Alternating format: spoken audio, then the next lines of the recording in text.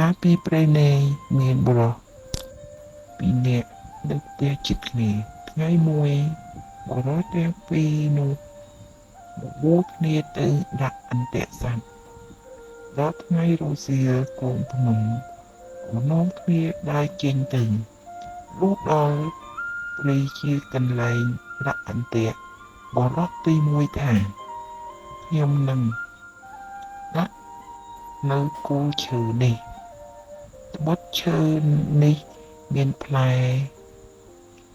យប់សត្វចំណីតែងមកស៊ីផ្លែឈើនេះបុរសទីពីរឆ្លើយថាខ្ញុំក៏ចង់ដាក់កន្លែងនឹងដែរប៉ុន្តែឥឡូវបើអ្នកដាក់នៅគល់ឈើមានតែខ្ញុំដាក់នៅចុងឈើរួចជើងចាំមើលព្រឹកឡើងរបស់អ្នក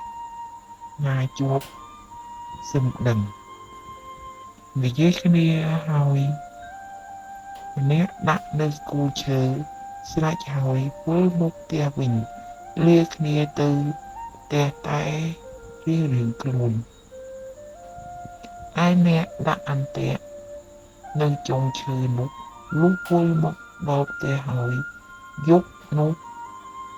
គិតគ្នាពីរនាក់ប្តីប្រពន្ធថាតាំងពីដូនតាមកមិនដែលឮគេថាអ្នកឯណាដាក់អន្ទាក់លើចុងឈើឲ្យជាប់សត្វជាង4ដែលដើរនៅលើដីទេឥឡូវនេះអញដាក់នៅលើចុងឈើតើធ្វើម្ដេចនឹងបានសត្វដូច្នេះត្រូវអញលឹកពីពេលមាន់រងាវទៅមើលបើឃើញសត្វជាប់អន្ទាក់នៅនឹងដីអញដោះយកពីចងនឹងអន្ទាក់អញឲ្យចុងឈើដល់ព្រឹកឡើងអញទៅមើលជាមួយអ្នកនោះហើយអញដោះយកសត្វទៅជូនលោកសុភាសេកបើវាមិនសុខចិត្តដូចម្ដេចមុខជាកើតក្តីគុំតែដល់សុភាសេកមិនខានសុភាសេកនឹងកាត់ក្តីឲ្យវាចាញ់ជាប្រកាសតែប្រពន្ធគិតគ្នាហើយដេកទៅដល់មាន់រងាវរលឹកពីដេកលោបមុខស៊ីស្លាហើយចេញពីផ្ទះដើរដល់អន្ទាក់បានឃើញអន្ទាក់នឹងដីជាប់ក្តាន់មួយក៏ដោះយកទៅដាក់ឡើងទៅចងនឹងអន្ទាក់របស់ខ្លួនរួចតម្លើងអន្ទាក់នៅដីដូចដើមក៏ប្រញាប់មកវិលមកផ្ទះវិញលុះព្រឹកប្រហៀមស្រាងឡើងអ្នកមួយដែលដាក់អន្ទាក់នៅដីមកស្រែកហៅឲ្យទៅមើលអន្ទាក់អ្នកមួយឆ្លើយថាកុំរលេះរលាំងថ្មីអន្ទាក់ខ្ញុំមិនចង្កឹមទេត្បិតនៅលើចុងឈើតែងតែអន្ទាក់អ្នកនៅដីនោះត្រូវជាប់ខ្ញុំមិនហ៊ានថាបើបានចែកគ្នាស៊ីផងពេលនេះជាពាក្យនេះជាពាក្យចំអកឲ្យអ្នកមួយទៀតត្បិតដឹងការមុនហើយអ្នកទាំងពីរនិយាយហើយរួចចុះពីផ្ទះចេញទៅលុះដល់មិនឃើញអន្ទាក់នៅដីជាប់សត្វឃើញតែអន្ទាក់នៅលើចុងឈើជាប់វិញចាស់ជាម្ចាស់អន្ទាក់នៅចុងឈើថាមើលចុះមិនជឿខ្ញុំថាគុំដាក់នៅគល់ ឲ្យដាក់នៅចំទៅលើ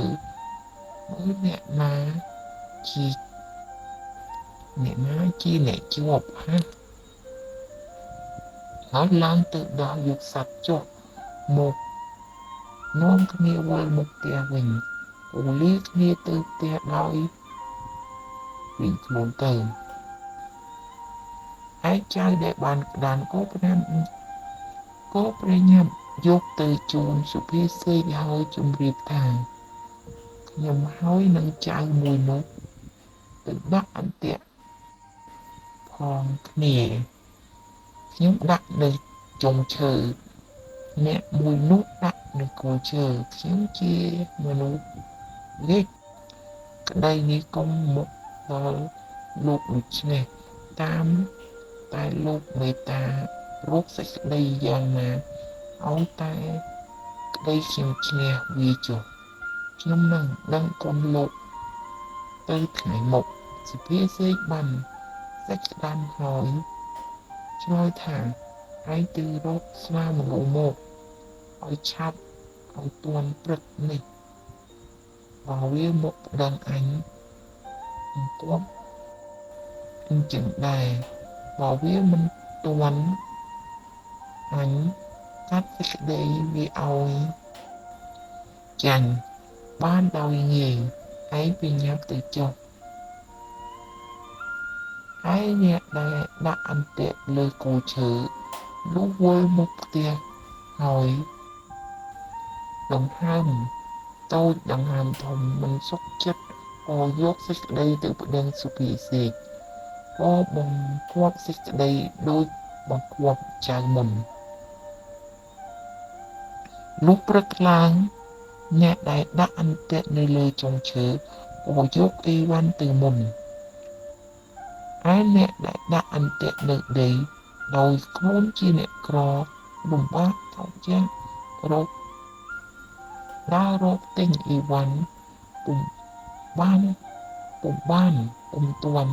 ហើយក្រែងខ្លួនចាញ់គេហើយគេយកទៅផងក៏រត់ពីភូមិមួយទៅភូមិមួយបានជួបនឹងសុភាទន្សាយសួរថាមានដំណើរអីបានជារត់ដូច្នេះជប់សិនចៅនោះឆ្លើយថាលោកអើយអាណិតដោះទុកខ្ញុំផងត្បិតខ្ញុំហើយនឹងអ្នកមួយទៅដាក់អន្ទាក់ផងគ្នាខ្ញុំដាក់នៅគូឈើគេដាក់នៅចុងឈើព្រឹកឡើងទៅមើលពុំឃើញអន្ទាក់នៅដីជាប់សាប់ឃើញតែអន្ទាក់នៅចុងឈើជាប់ក្តានមួយខ្ញុំមិនសុខចិត្តបានយកសេចក្តីទៅប្តឹងសុភាសិតគេថាអ្នកណាយកអីវ៉ាន់ទៅដល់មុនអ្នកនោះឈ្នះហេតុនេះបានជាខ្ញុំភ័យឥឡូវគេទៅដល់មុនខ្ញុំហើយដូច្នេះតាមតែលោកអាណិតខ្ញុំផងសុភាសាយឆ្លើយថាហើយកុំភ័យចឹងថ្ងៃរសៀលខ្ញុំនឹងនាំទៅចៅនោះក៏អរលុះដល់ថ្ងៃរសៀលសុភាទន្សាយទៅដល់ផ្ទះសុភាសិតស្រែកសួរមកថាដូច្នេះក៏យូរម្លេះក្តីចាញ់គេហើយសុភាទន្សាយឆ្លើយថាយើងខ្ញុំបានជាយូរនេះពីព្រោះអាឡ័យតែមើលត្រីក្រាញ់ហើយឡើងស៊ីស្លឹកអំពិលសុភាសិតថាវាជាដូនជាតាមុខគ្មាននរណាដែលឃើញដែលឮថាសត្វត្រីក្រាញ់ឡើងស៊ីស្លឹកអំពិលទេសុភាទន្សាយឆ្លើយថាវាជាដូនជាតាពីម៉ែឪបង្កើតមកនរណាដែលឃើញតែឮថាអន្ទាក់នៅដីមិនជាប់សត្វ ទៅជួបហើយអន្ទាក់នៅជូនឈើវិញហើយសាច់ជើង4ផងដែលលឺទេអស់អ្នកស្រុកលោកសុភាសេកស្ងៀមពុំហ៊ានស្ដីតបទៀតសុភាទន្សាយក៏កាត់សេចក្ដី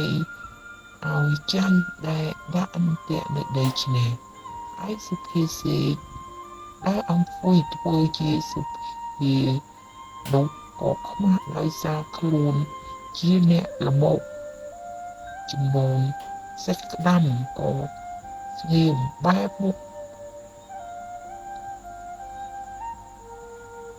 ទប់ទឹកខាងជញ្ជាំងដូចឆ្មាលោតកណ្ដិល